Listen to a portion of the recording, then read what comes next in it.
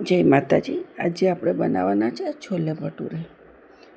તો આ કાબુલી ચણા છે એને મેં સવારથી પલાળીને રાખ્યા છે. 6 કલાક જેટલું થઈ ગયું પલાળે.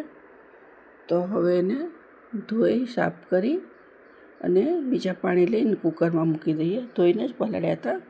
આટલી વાર પલાળેલું પાણી છે એટલે આપણે એ કાઢી નાખશું. તો બીજું પાણી નાખી અને એને બફાવા મૂકી દઈએ. થોડાક જ છે એટલે બફાતા બહુ વાર નહીં લાગે. અને એની અંદર આપણે મીઠું નાખી દઈએ. વધારે પલાળેલા હોય તો સોડા નાખવાની જરૂર નથી પડતી. અને થોડાક એક ચપટી જેટલા જ સોડા નાખશું, વધારે નથી નાખવાના.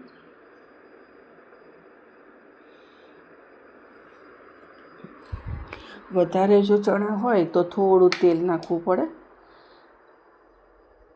ઉપરથી છલકીને બહાર ન આવે ને એની માટે. હવે બફાય ત્યાં સુધીને આપણે ભટુરાનો લોટ બાંધી દઈશું. હવે આમાં કઈ કઈ વસ્તુ નાખવાની છે તમે ધ્યાન રાખજો. સૌથી પહેલાં તો આપણે થોડું મીઠું નાખી દઈએ, પછી 1 ચમચી ખાંડ નાખવાની અને અડધી ચમચી સોડા, અને સાવ મોરું નહીં અને અતિશય ખાટું નહીં એવું મીડિયમ દહીં લેવાનું છે. 2 ચમચી જેટલું દહીં અને મીઠું એ બંને આપણા લોટના પ્રમાણમાં નાખવાનું. તેલ નાખી દઈએ અને મિક્સ કરી લઈશું. પછી કદાચ થોડા તેલની જરૂર પડશે. થોડુંક તેલ નાખશું બીજું. અને આ લોટ આપણે ઠંડુ પાણી નથી લેવાનું, નોર્મલ થોડું હુંફાળું કરીને પછી લેવાનું છે. ગરમ પાણીથી લોટ બાંધવાનો. અને લોટમાં થોડું પાણી નાખી અને બાંધવાનું, કેમ કે ઢીલો ન થઈ જાય એનું ખાસ ધ્યાન રાખવાનું. અને આ લોટ આપણે ભટુરાનો લોટ 2 કલાક રાખવો પડે છે, એટલે એને જલ્દી બાંધવાનું.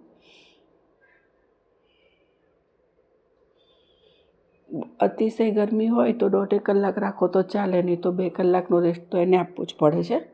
તો જો આવી રીતે લોટ બાંધી લેવાનો.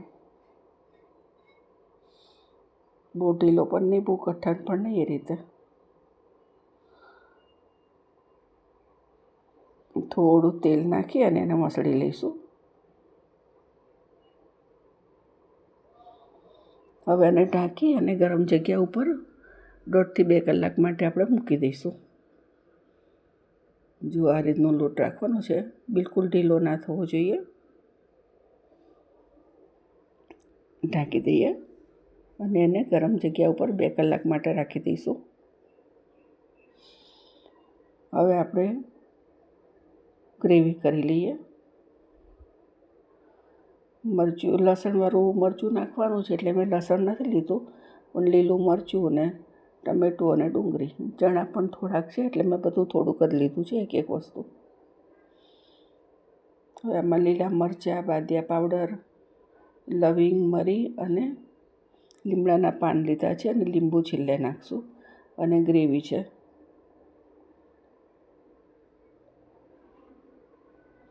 ગેસ ચાલુ કરી અને આપણે વઘાર કરવાની તૈયારી કરી લઈએ.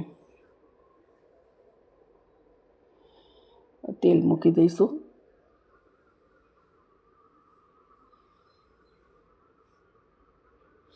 તેલ થોડુંક વધારે જ રાખવાનું.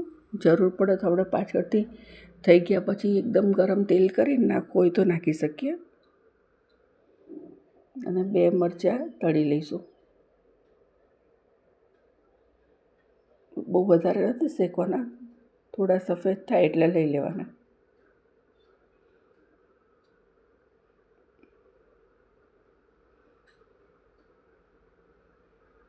એમાં હવે રહી જીરું નાખી દઈએ, લીમડાના પાન, તમાલપત્ર અને ગ્રેવી નાખી દઈશું.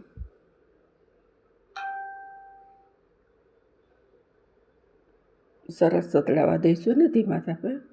મસાલો જેટલો શેકાશે એટલો જ શાકનો સ્વાદ સારો થશે.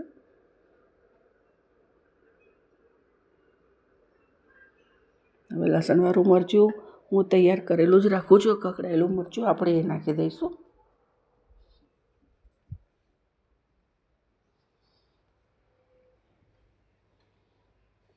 અને એની અંદર આપણે બીજો મસાલો કરી દઈએ.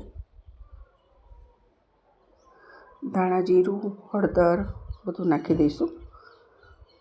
અને મીઠું આપણે બાફવામાં નાખ્યું હતું એટલે થોડું ઓછું નાખવાનું, જરૂર પડે તો પછી નાખીશું.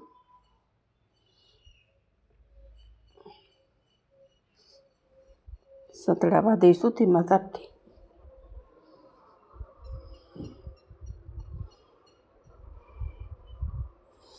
થોડું થોડું તેલ છૂટું પડી ગયું છે. હજી થોડી વાર એને સાતળશું.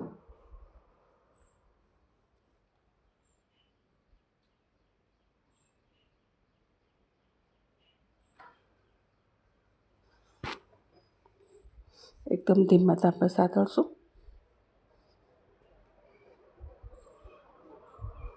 એમાં લવિંગ અને મરી હું ભૂલી ગઈ હતી, હવે નાખી દીધા. એ તો સતળાઈ જશે. એની સાથે તેલ ગરમ છે એટલે વાંધો નહીં આવે. થોડું આદું છીણી લઈએ.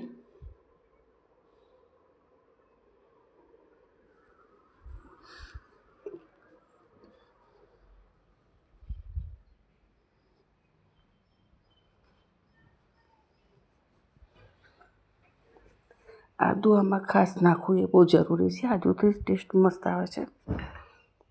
તો આદું પણ છીણી લીધું છે આપણે.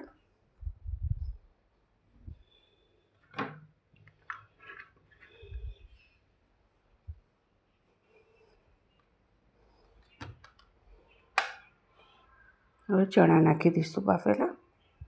એકદમ સરસ બફાઈ ગયા છે તો ચણા નાખી દઈએ.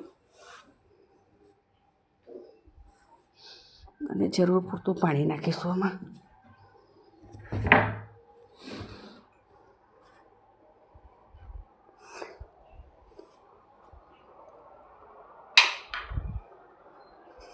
હવે આને આપણે ખૂબ ઉકાળવાનું છે. ધીમા તાપે ઉકાળતા રહીશું.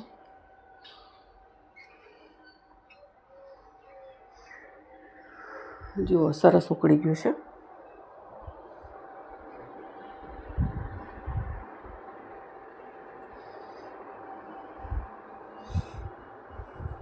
તાપ એકદમ ધીમો જ રાખવાનો એટલે સરસ ઉકળે. અને તમને જોઈએ જાડો પાતળો રસો એ રીતે રસો કરી લેવાનો. તો આપણું ચણા તૈયાર છે. અને હવે ભટુરાની તૈયારી કરી લઈએ.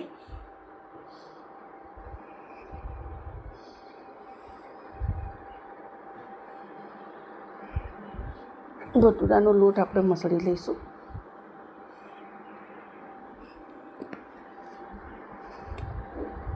જુઓ કેટલો સરસ થઈ ગયો છે. 2 કલાકમાં એકદમ ઢીલો.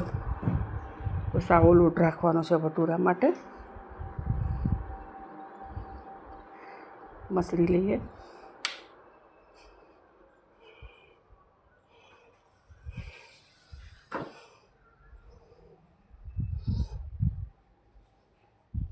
હવે તેલ પણ મૂકી દીધું છે તો આપણે ભટુરો વણી લઈએ.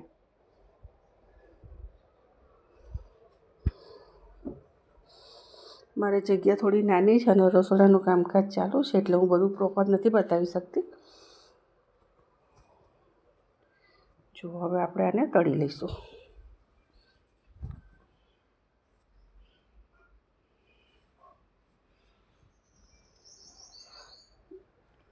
અતિશય જાડો પણ નહીં, પાતળો પણ નહીં, એ રીતે આપણે વણી લેવાનો છે.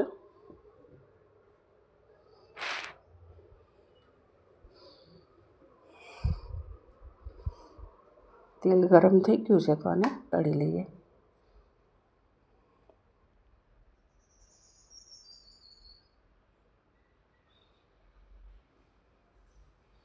બધી બાજુથી એક સરખો વણવાનો એટલે જાડો પાતળો ન રહે.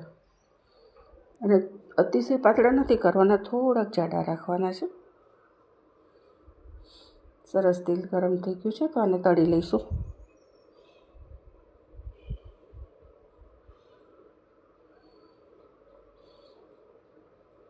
જો આ રીતે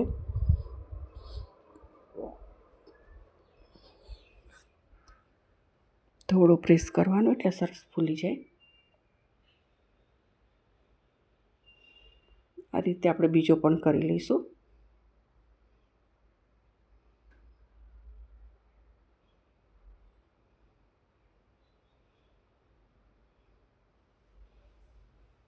આને પણ તળી લઈએ.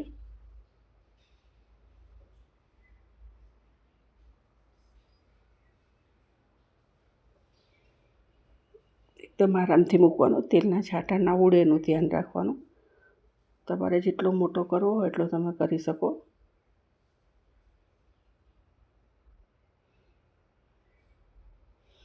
એકદમ મુલાયમ સરસ થયા છે, કારણ કે 2 કલાક આપણે લોટને રેસ્ટ આપ્યો છે ને એટલે. જો હજી એક બાકી છે, એ કરી લઈએ.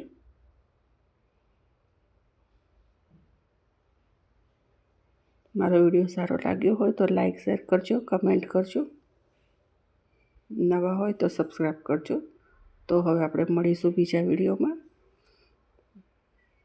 જો આ પણ સરસ થઈ ગયો છે, એકદમ સરસ ફૂલી ગયો છે.